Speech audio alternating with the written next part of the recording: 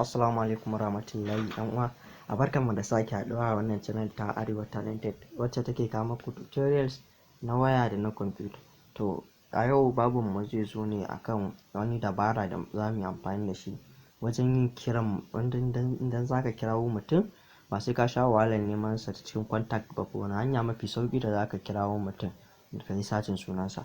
Kamar yadda dai kuka sani, yanzu za mu yi kiran waya, za mu kirawo mutum, za mu je contact ɗinmu ne mu duba shi. Kamar misali gashi dial pad ɗinmu, muka shiga dial pad yacce kuke gani haka. So idan muna so mu kirawo mutum, za mu je mu danna abun contact ɗinmu namu. Gashi nan duk sunayen mutane ne wanda muke so mu kirawo. So yanzu misali za mu kirawo number, akwai wata number bari mu gwada kiran wannan number.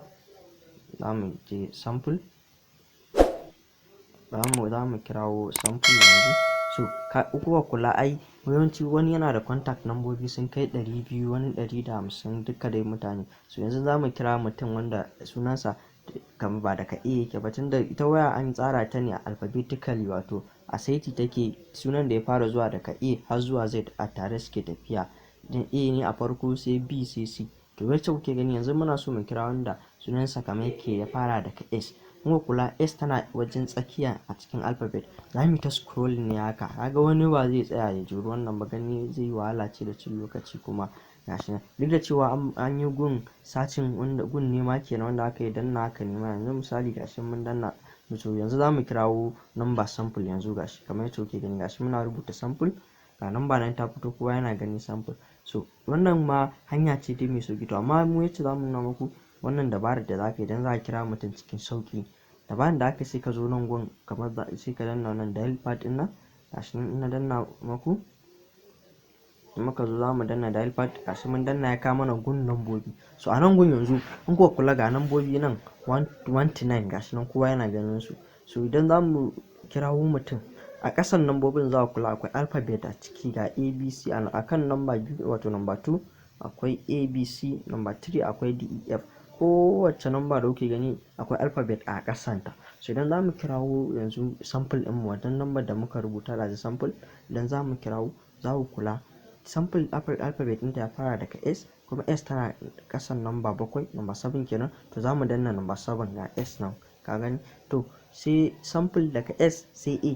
Idan muna A in mu kuma kowa kula ga ta nan tana kan number 2, za mu danna number 2, kun ga A ta kenan. So sai M tana kan number 6, gashi nan danna number 6, mun danna number 6. Sai P, kun ga P tana kan number 7, sai mu ƙara danna number 7 ɗin mu, gashi kuna gani. Ga kuma sai L a cikin sample muna da L kuma tana kan number 5, gashi kuna gani. Number 5 tana da harufa GKL, to sai mu danna L gashi. Sai kuma E tana kan number 3, muna danna number 3, kun ga sunan mu ya kawo, ga sample ɗin mu nan yanzu. Hanya mai sauki da za mu kira duk wanda yake so ka kirawo, kawai in dai ka san sunansa yacce kai saving sunansa a cikin number ka, to kawai sai ka danna wanda za ka yi suna, sai ka danna nambobin da suke a wajen sunansa. Yanzu misali bari mu ƙara gwada wani, akwai wani Shamsu, bari mu gwada kiransa. Shamsu su ma akwai S, za mu danna S.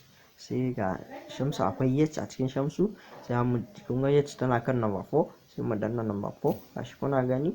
Sai A tana kan number 2 na Shamsu kenan, akwai A. Sai akwai M again, M kun ga in kuka kula tana kan number 6 kenan, sai mu danna number 6. Sai wata S tana kan number 7. To duk wanda yake gani gashi nan mun ga Shamsu ya ƙara fitowa, sai dai mu danna ko mu kira. Wannan shine tutorial, mun gode.